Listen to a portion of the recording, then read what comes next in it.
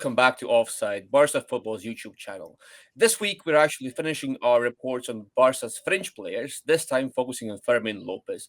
Another player who has been a bit situational, a bit rotational even, but whenever he plays, it does feel like he brings value nonetheless. So today, we'll go into his data, into his tactics, and see what makes him so valuable to Hansi Flick. It was an amazing revelation for all of us, and he had a great season and played some really good games. Hasn't been that prolific with Flick this season, but nonetheless, as the injuries have crept in and the team has gotten tired, Flick has used him more and more, and hopefully he'll get a more prominent role to play in the upcoming games till the end of the season. So there'll be a lot of Fermin. And obviously, there's a lot of interest in him from other clubs as well. So yeah, in today's episode, we'll look into Fermin, what makes him tick, what are the things that make him stand out. Exactly, and as you said it, he's not always the most prolific, but when he does play, he does bring value, and I think Flick adores his profile more than the player's quality itself. So we'll dive into that first with some tactics. I would like to start with just Fermin's profile and usage, because the main thing about Flick's rotational and situational picks is platforming, right? How do I use them so that their qualities are shine the most, right? The strengths shine the most, but the weaknesses I can mask somehow. And I always start with the profile on the heat map, because the heat map tells us, okay, this is where the players are used the most. This is where their actions are most intense.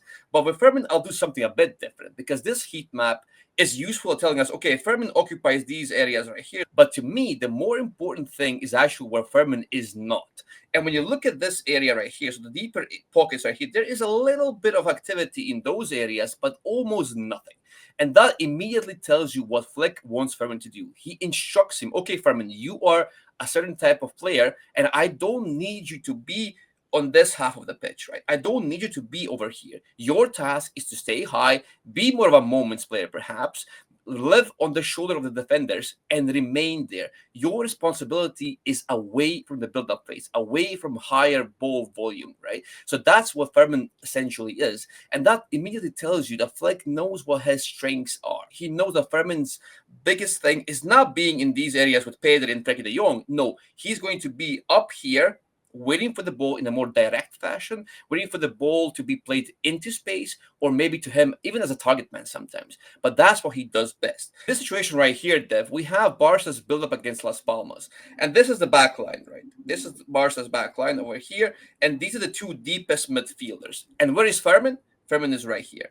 He's higher up the pitch, even next to Rafinha in a double 10 situation. So he's actually closer to Lamine, to Lewandowski and Rafinha than he is to his midfielders, or especially to the back line. And that's the way Fleck sees him as a profile. He wants him to be in the higher zones. He wants it to be a more direct offensive tool, not so much a build-up tool, progressive tool, or even a circulation tool. He wants him to be purely offensive. And that's what makes him a bit of a moments player, I would like to say. But he's absolutely fine with that role, because he can be a moments player, and we'll see what makes him a good moments player. When Barca are actually putting back their position and they're actually in the final third, attacking the box, whereas Fermin is inside the area itself. And he's awaiting the passes.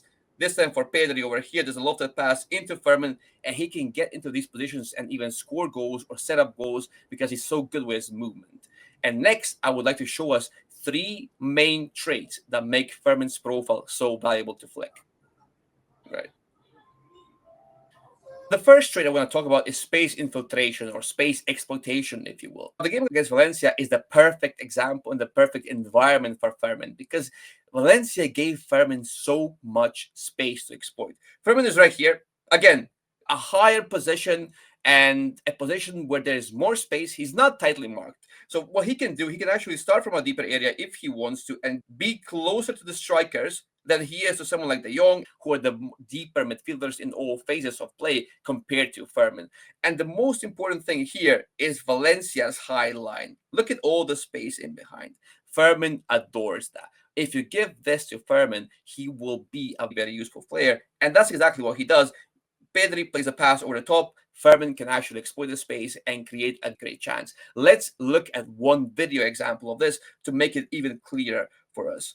In this example, again, Fermin is over there. He starts around from a bit deeper, exploits the space, receives the ball, and look at that finish. Absolutely brilliant. But again, the concept, the structure, the situation is the same. Fermin needs space. Fermin needs to be able to be on constant move and be a moments player. He even thrives in that role. And I think this is the way to platform him the best. And Flick has recognized that. Now, not every team in La Liga will give you this. And that's why Fermin is still a situational pick. But when he does get the opportunity, when the situation calls for him, he can be an excellent tool for Flick. Now, next trait is what makes him lethal inside the area. Next are box instincts. As we said, this is what makes him good inside the area. Again, it's all about exploiting the space and knowing when to move, but this time inside the box. Now, Fermin is right here. He's awaiting a pass, interesting again, from Pedri, and Pedri knows how to ping these passes into the box. He is a very creative player. We know this about Pedri, but Fermin also knows how to recognize when to run. He is someone who sometimes plays for a deeper area, but can still be in these advanced zones quite often. He knows when to run, where to run, and where the space will be for him to exploit or actually latch onto the pass from Pedri. And he does go into the box and he can score goals for Barca in this manner. Now, he's not really a poacher, but he does have those box instincts like a poacher, and he can actually rival some of the strikers in terms of that output from that very situation. Fermin runs to the box, latches onto a pass, finishes the action. This is a striker's goal, Dev. This is something that strikers would do, but Fermin, again, has those traits, and that's what makes him even more of a forward than a midfielder sometimes. And Flick knows that, and that's why he is being used as a forward even at times. He doesn't touch the ball as much as Pedri or De Jong, but he doesn't need to. And his output can still be, or his value rather, can still be very high. And the final thing I want to talk about, Dev, is pure ball striking. It is funny to say, but sometimes striking the ball well and clean is all you have to do. And Fermin Lopez can do that for you. Ball striking is probably his best and most important attribute. And this is why Fermin can actually score goals from ridiculous angles and from ridiculously large distances. They have players who can shoot well, but they don't have the players who actually do it often. And I think with Fermin, we get this extra layer in attack. This is not fancy again. This is not anything specifically technical. It's just Fermin striking the ball really well with intent, venom, and courage. Courage is also needed for a team like Barcelona, especially against those deep and stubborn low blocks. Is what makes him a great rotational pick for Flick. And I think that's why Flick adores the profile, because it gives him something unique, gives him something different.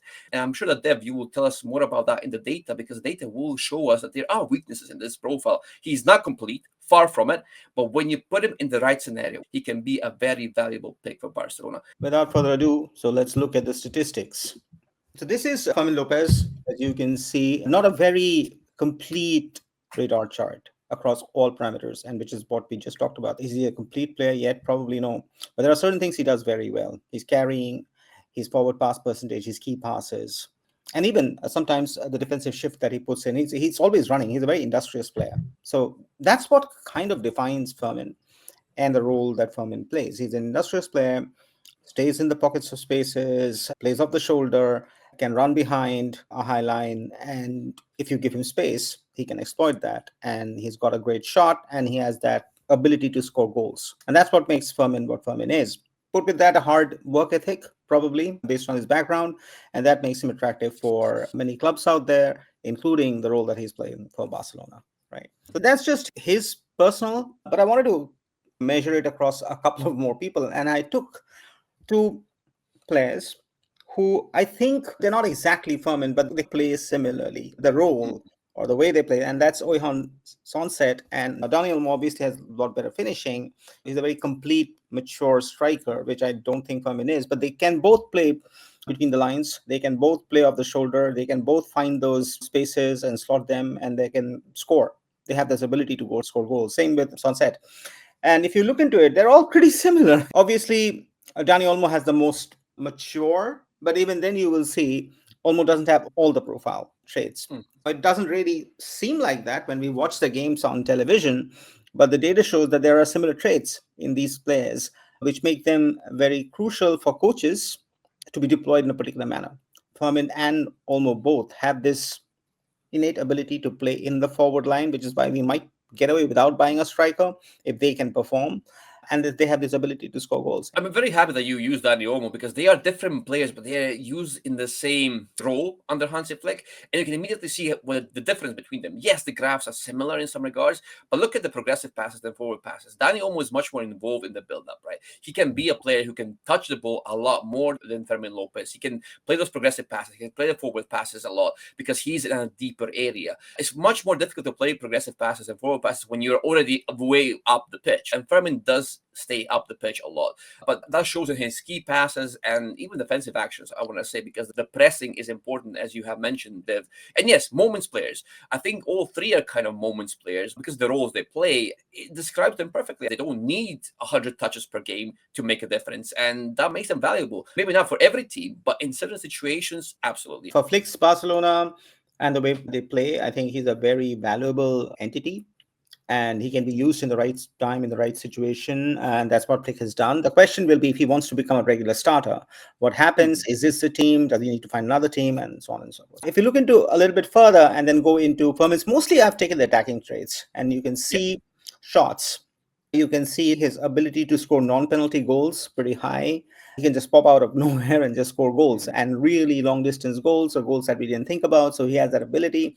And then if you think about his ability to unlock the defense and create goals out of nowhere when the game is stuck or the game is not moving, he just can lift that and he can find that little bit of opportunity and make it count. And that's what basically makes him stand out so much. Industrious player. If he's around and he's in that high zone, in that penalty box, he's getting involved and he's shooting, he's hustling. If you think about his XG, that's pretty high, 9.15. And inside the penalty area is about 7.8. That's very high XG. The ability to create this opportunity just by being in the right position at the right time. This goal conversion, the 23%, look at that. That's pretty high for a player who plays that less. He's not a regular starter. And look at the conversion inside the penalty box, 34%. That elite strikers will be happy to have that level of conversion.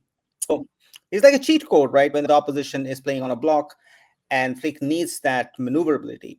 Fermin is like just something that the doctor ordered. Players who can score and shoot with both feet are extremely valuable. From now, the graph itself on the left, there's a mixture of high XG chances inside the area and down the middle, but there's also shot outside the area. There's quite a lot of them on goal and even 3 goals, which is, as we said, extremely valuable to have. And these shots are why Fermin's XG and actual goals are so different, because the outside of penalty area shots generate far less XG. So that's why.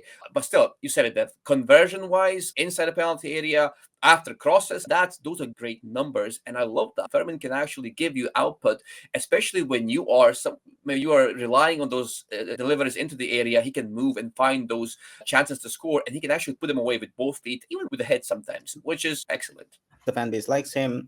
It'll be interesting to see what role he has to play in the second half of the season as we chase all the titles. Look at the XG. It's like really on the right-hand side, like shots per 90. That's right on that. XG per 90. He is somebody who's constantly contributing to the attack of the team. Give him enough chances and he'll score a goal. Very focused from that perspective and very useful in carrying that attacking mindset that Flick has built in Barcelona. Fermin fits in that philosophy very well, I would say. He does. Same thing in the assists, not as much as XG per se, because I think he still has to work out the passing or the associative play, because most of the time the onus is on him to go and complete it, and that's why he's brought in. So he's obviously focused on that part of the game. If you see his movement between the lines, or when he slips in between the two players, or he finds a pocket of space, common sense says that he should be able to find this part of the game and also improve on it. And hopefully that will happen. He's still very young.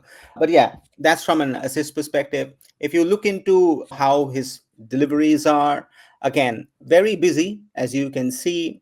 A lot of long balls, again, from a distance that are coming through.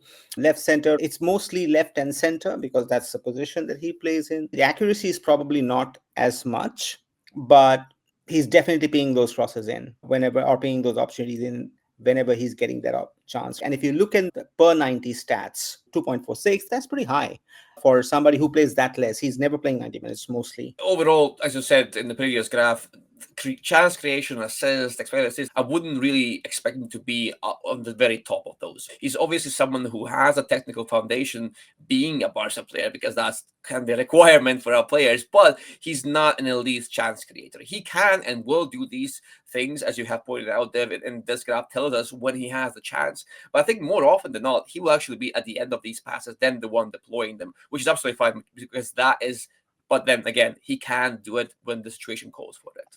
The key passes are good, so hopefully he can improve the key passes. And if that improves, the chance creation will increase, his goal scoring will improve, and so on. So hopefully that's what we need to take into account. Now, if you look into crosses, this is something that he has to still work on. He's doing it, but I wouldn't say it's elite level. If you look at the XA, it's about 0.4. It's not bad. Likes to dribble for sure. He just does enjoy, and I like that about him. 93.26. That's not bad. He takes people on, and he's successful a lot of the time. He won't dribble through 6 players and then keep possession and then make that pass. He doesn't. But when it's a low block or a mid block and you need to destabilize, even that much helps. A pass in between the lines, and then suddenly you create a opportunity or a space out of nowhere. Yeah, 68.3%, I think it says there, kept the possession. I think that's not bad. I think that's quite good, actually. And then 3 goals after dribbles. Obviously, not a volume dribbler. So this is, again, good stuff. And you can see the dribblers around that zone 14 and entries to the box are quite good, right? So there's more shots and even goals from those areas. So when he dribbles close to the area, he is quite successful, and that matters a lot because that's when he can create an angle for himself. And we said his ball striking makes it possible that he can score from difficult angles even. So if he can pair that up with dribbling and creating his own angle from that, that would take his goal scoring to another level, I think. And you can see the XG out there. That's 2.57. That's really good for dribbling into the box. So that means every time he does it in the box, there's a high opportunity for him to score a goal. And hopefully these numbers go up, and we'll see a lot more of that from him in the days to come. He's always involved. Fermin presses a lot. And then you can see the zone 14 recoveries that he has, 27. That's a lot. And then even just after the recovery, look at the XG that he's creating. So it's not just the recovery. He's leading the press in that zone 14. So obviously he's pushing himself, but it's just every single time he recovers the ball, there's an XG of about 2. And then that's a pretty high number, because every time the opponent is losing the ball in the press and Fermin's there's always a chance that he can possibly take advantage of that and score a goal. 16 shots after recoveries, and then 8 of those on target, and 4 goals after just recovering the ball and pressing. That is impressive, especially for the way Flick plays, because we rely on our counter pressing and pressing so much. And to have a player who can actually create a chance in a goal after that, that is invaluable, especially for a team that's lacking runners, that's lacking the lungs and capacity to actually do this regularly. He doesn't play 90 minutes, so maybe that's also playing a part because he's a bit more fresh. He doesn't have to press for the full 90 minutes every game. That's also a factor to consider, but still, very good stuff from this. I was actually quite surprised. I know that he presses, but these numbers, the goals after pressing, that's pretty cool, actually. He's all over the pitch, right? He's recovering, he's going into interceptions, he's going into tackles, and so on. And it's the division. If you look into that, own third, 28, central third, 48, final third, 52. Boy is running the whole 22 yards consistently, and he's involved. And that I like about him, because in the way Barca play right now, I think we don't have the luxury for players who are not defending or attacking as a unit. We just don't have the luxury if you play with in this Barca that Flick is trying to create. And he fits in that philosophy very well. His Gibson is all just, and a lot of the players do in this team specifically. So if you look at Rafinha, if you look at Gavi, Pedri, all of them, they're all running consistently 13, 14 kilometers a match, which means, and that culture that Flick has been able to imbibe, that is pretty amazing. And look at those counter pressing numbers: 80 counter pressing from 128 recoveries, that about 60 to 70%. And that's what makes him valuable. And it's across the pitches. We just looked at his recoveries in the final third, from where his XG is very high. And now you look at it over the pitch. The moment he recovers the ball, he is back on the action. He is back on the attack. He is trying to rally the troops. And that's an incredible asset to have in a young player like him, and for the team and the philosophy that Hansi Flick believes in. Look at his XG chain contribution per 90. It's an extreme right. And even at the XG build up. So Be it an XG build up, be it the XG chain, he's right there, top 95 percentile, 100%, right? Then look at his passes to 90, pass accuracy, the number of forward passes that he has, or the number of passes he has in the final third. All of them have very decent numbers. He's not a striker. He will probably be an attacking mid. It's all about the middle graph because it's all about efficiency, right? It's not about volume with Fermin. It's about how he uses that volume that he gets. And that's what, as you said, makes him more of an attacking midfielder or someone like an inverted striker, second striker, inverted forward, rather, because the volume doesn't have to be there for him to be effective. And that's the best thing about Fermin. Of all the players that we have in this moments type players, Fermin is the most comfortable in that, I would say. Olmo is obviously too. Gavi is the polar opposite because he can have those instincts and he can still be a good attacking player, but you don't get the full extent of Gavi if you have him in this particular role, which has happened throughout the season a couple of times, and that's why he has struggled more than maybe Fermin does, because Fermin is just more comfortable being a player who gets a bit less of the ball, but when he does get it, he's still effective with it. We have looked at his counter pressing and his recovery, but even when you think about his progressive runs, look at that, progressive passes, not bad numbers at all for a player of his profile and how he plays. And look at the accuracy in those 20 to 30 meter passes. That's 96.7. The 30 to 40 meter, that's 100%.